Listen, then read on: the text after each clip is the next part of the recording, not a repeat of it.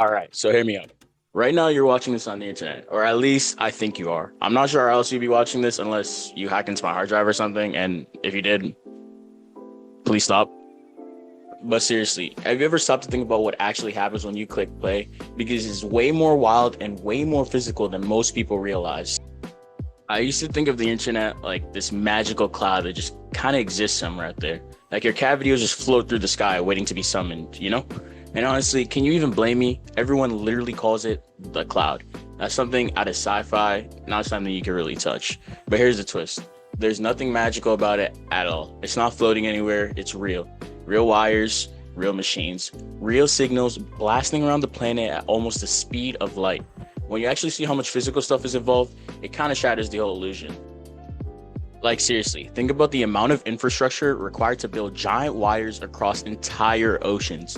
It's blowing my mind right now, and I'm almost certain that I'll blow yours. Let's actually break this down, because once you see how it works, it's kind of like watching backstage at a magic show. Except this magician isn't at all endearing, it's quite literally a bunch of screaming electricity.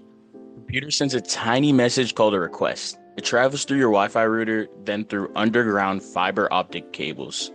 And it's so fast that you don't even notice. Like you click and boom, it's already sprinting through your walls before your finger even lifts off the mouse.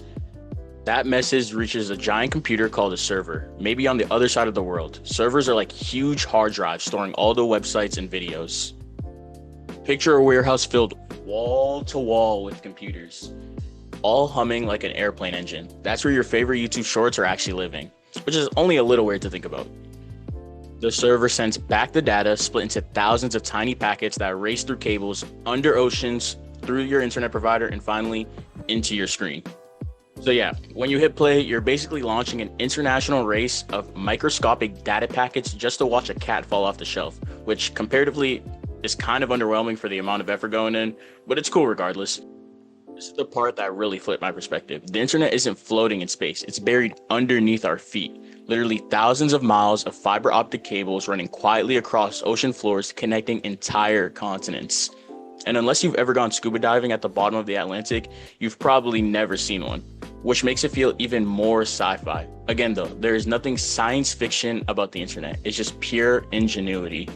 Simultaneously, huge data centers, basically warehouse-sized computers, keep the whole system alive 24/7, using massive amounts of electricity to store and send your favorite TikToks and Instagram Reels. And when I say massive, I mean massive. Some of these places are bigger than shopping malls. They need their own power plants just to run.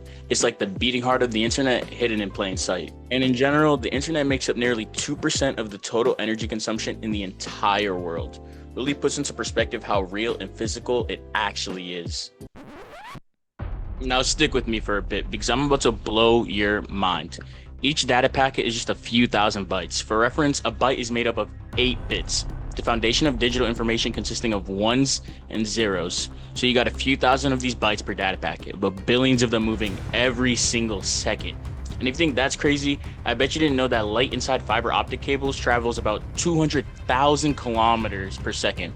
Someone in the comments, convert that to freedom units for the rest of us red-blooded Americans. That means a message from New York to London and back can happen faster than you can even blink. In fact, I'm sure tens or hundreds of thousands of messages just got sent back and forth in that last sentence, just like that.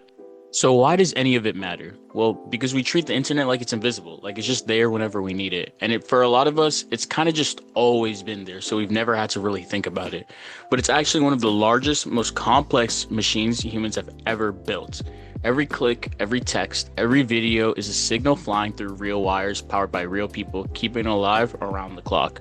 So the next time you're doom scrolling through short form content, posting an angry rant on X, or even watching another one of my videos, just remember, the world at your fingertips is the result of the greatest engineering project mankind has ever pulled off. So next time you're on the internet, remember, it's not magic, it's an insanely fast global web of machines. And that's not even taking into account how we managed to project those images onto a funny magic box you call a phone, or how we managed to transmit audio over sound waves into things that we use like Bluetooth. But those are video topics for another day. What did you think is the most interesting thing about the internet?